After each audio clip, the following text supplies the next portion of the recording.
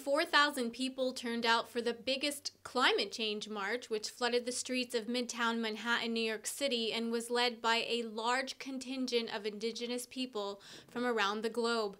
Among the crowd were Kahnawake Mohawk, and Joe Diome. It didn't just happen in New York City, it also happened all throughout the world, that there was all of these marches that had occurred to send a clear message to the world leaders and world delegates that people are tired and people want action taken now for the climate because of what's happening with climate change and all of the environmental catastrophes happening all over the world. It was indigenous people who led the whole march because the organizers had us at the very front. So all indigenous people were at the very front of the march of the 400,000 people.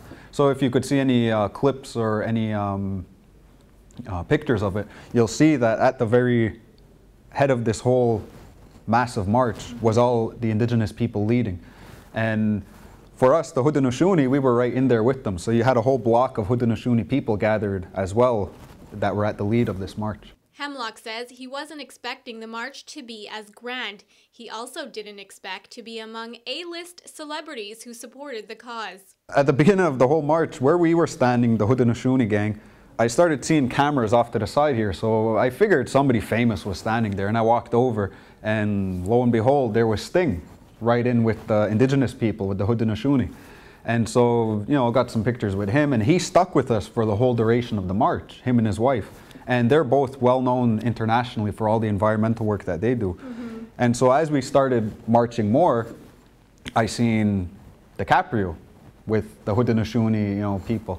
And so I went over and I was just going to take a picture of him and then move along, but then I seen Oren Lyons, one of our Onondaga elders, side by side with him. And there was just so many people that were trying to get pictures of DiCaprio and, you know, going around him, that the younger guys, we said, well, you know, you have Oren there, you had Tatodaho, Sid Hill, he was with them, and you had our elders around there, and they were kind of getting caught up in the mob, right, of people trying to get at DiCaprio. So we said, well, we're going to stick around to keep an eye on our elders and our leaders who were there. And what ended up happening, we inadvertently became security for DiCaprio. And then when we looked around, you also had Mark Ruffalo there, Edward Norton, the president of the Sierra Club, Dennis Kucinich, who was, I think, a governor or a senator or congressman or something from Iowa, and he had run for president back when Obama was first running. So we had all of these people around us, so all these, you know, cameras were trying to get in, and we had to form this kind of protective barrier at the front to make sure no media or no fans got towards them. And really we were doing it for our elders and our leaders, because as the young ones, when you're in an environment like that, when you're at a march in a public setting, you want to keep an eye on your elders and leaders. It wasn't like they assigned us to do that, but just the way we were raised is that you got to keep an eye on them. You know, those are our people, and we don't want anything to happen to them during this march. So we were protecting them, you know, but we had, if you see the pictures, DiCaprio and the whole gang was all shoulder to shoulder with our leader. But at one point I said, when am I ever going to get a chance to talk to these guys again, or you know, say something or get a picture with them?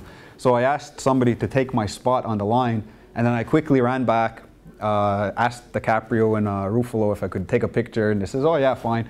And DiCaprio shook my hand. He says, you know, keep up the good work, and that was that. Then I was back on the security line because the march started moving again. Hemlock says it was an experience he definitely would remember. The issue got some much-needed attention, with many supporters demanding action from the United Nations. The energy of the whole area was just electrified, because everybody that was present, it's like it just drew, it had to have drawn the world's attention on that moment to let everybody know that this is a real issue that's happening. Climate change isn't something that we can ignore for much longer.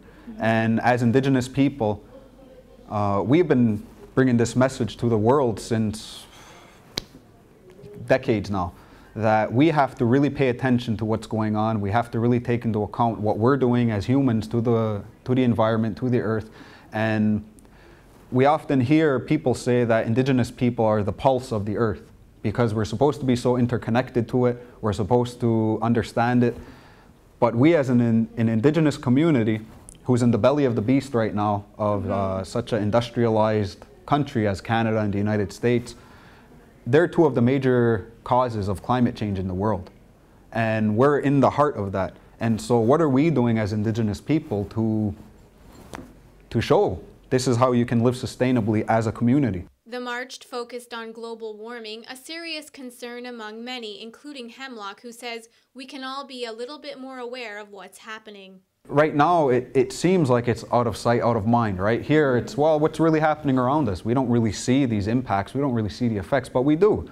People who are still connected to the earth are saying it's clear. It's as clear as day that big things are happening. And we need to ask ourselves as humans, is this the kind of world we're going to want to live in, or we're going to want our children to live in, and our grandchildren? And so our generation has this huge issue on our table that future generations are either going to look at us and they're going to say, we did something to turn it around, or we just helped make it worse. And so that march was really to wake people up.